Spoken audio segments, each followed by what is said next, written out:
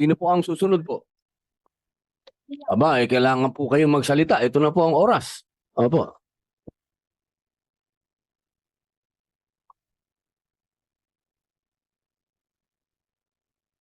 Magandang hapon po sa iyo, Sir Robin. Ako po si Lynn Muraco Pabila. Isa po akong katutubong mulbog. Masakit po sa akin bilang ina. Yung anak ko po, kinasuhan. Namaya pa na po sa 3 taon na po siya namatay. Dinalahan po kami ng sirip. Kasama po siya sa 282 na sinampahan ng kaso, Sir. Masakit po sa akin. Apo, ibig niyo po sabihin patay na, kinasuhan pa. Ako po yung nahimatay.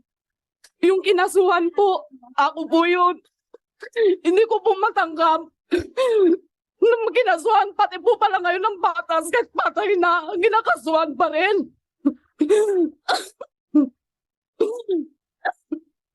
Yan po, Sir Robin, ang kanyang libingan. 3 taon na po siya namayapa. May special po siya. Hindi po siya nakakalakad. Binanggit po ng sirip. Nakasama po siya.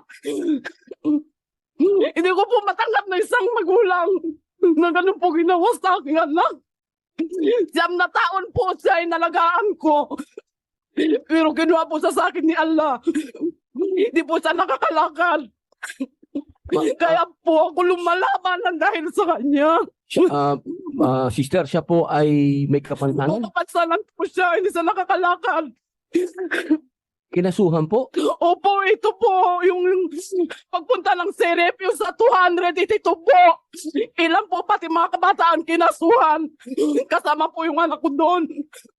Hindi ko po matanggap. Kaya po ako lumalaban dahil sa kanya. Hindi ako aalis. Dito po ako mamumuhay. Dito po ako mamamatay. Hindi ko po kailangan ng kanilang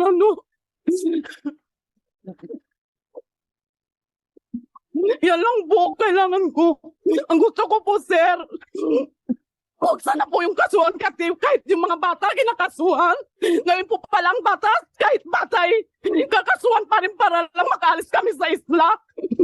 Alam mo po, sir, 2 taon na po pagtitiis ko, parang trauma ako. Alos sa pagtulog, sa isip ko, pag darating ang mga blue guard, tumatakbo po ako. Tinatawag ko yung mga kasama ko para po lalangin sila. Ako po ay isa rin sa nagubad para lang po hindi sila makapasok ng isla. Hindi ko po matanggap ngayon. Inalagaan ko po siya ng 9 na taon. Ay kakasuhan lang. Ako po yun. Sir, ang gingano mo sa nanawagan ka, ako po yun ang naimatay. Hindi ko po talaga po, sir, matanggap.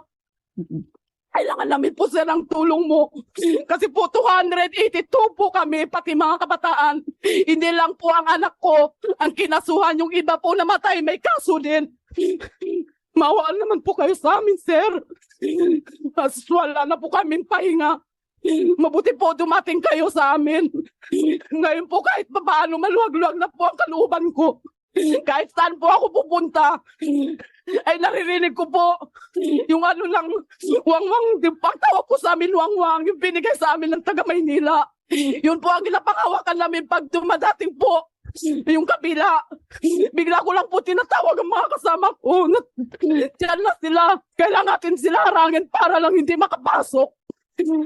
Sir, parang awa mo na, tulungan mo po kami sa 282 na kinasuhan. Ganyan na po ba ngayon ang batas? Para lang kami makaalis dito, kakasuhan nila. Hindi po pwede. Mahal na mahal ko po yung anak ko. Kung sa kanila po ay hindi nila mahal yung umalis, sa akin po mahalaga siya.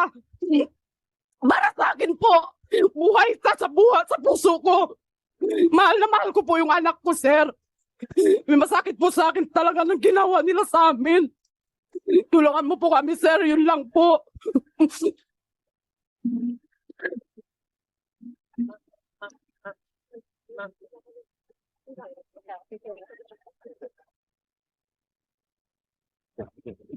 Salamat, sir. Tulungan mo kami. Yan po yung libingan niya po. Hindi ko po talaga iwan dyan ako mamamatay. Gusto ko po pag ako namatay sa tabi niya. Tubig niyo po, tubig niyo po.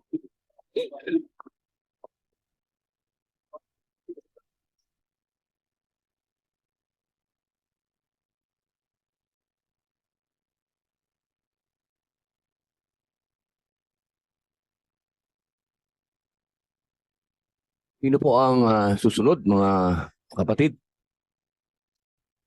Sino po?